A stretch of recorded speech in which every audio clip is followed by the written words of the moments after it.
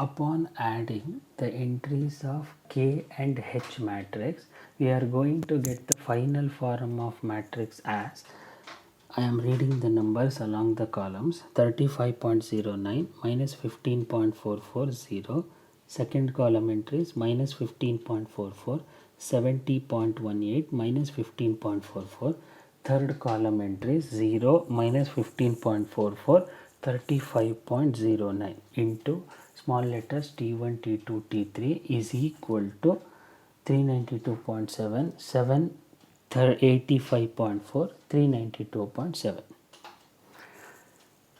Most and the ultimate important step in any problem solving from this problem onwards is, here temperature of T1 is given. It is not an unknown or an indeterminate value. So it has been given as 140 degrees centigrade. Thereby you have to do a special mathematical operational modification. That is, since the value of T1 corresponding to first row is given, after first row it is second row. Use the elements present along the second row to get a particular expression as shown in this particular sheet.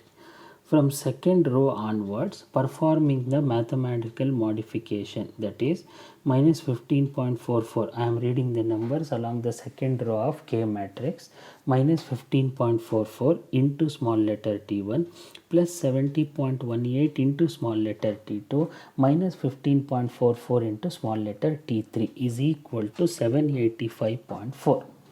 When you simplify this expression, you are going to get the final expression as 70.18 into T2 minus 15.44 into T3 is equal to 2947.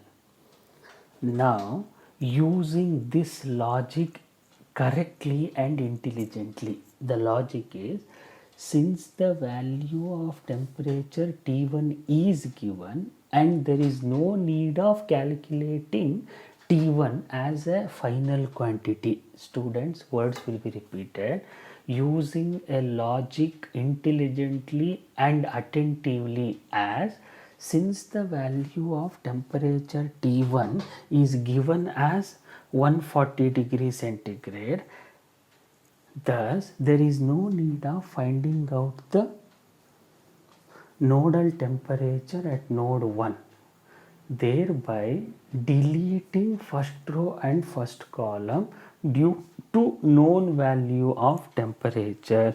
We are going to get the simplified matrix as 70.18 minus 15.44 minus 15.44 35.09 into T2 T3 is equal to, you never ever write 785.4. in place of that you write down 2947 and in the last number you write down 392.7. When you simplify this particular expression using the calculator, you are going to get an answer for T2 as 49.22 degrees centigrade and T3 as 32.85 degrees centigrade. Thus, the final answer to complete this problem is, global temperature vector is represented by the expression capital letter T is equal to small letter T1, T2, T3, which is equal to 140 degrees centigrade, 49.22 degrees centigrade, 32.85 degrees centigrade.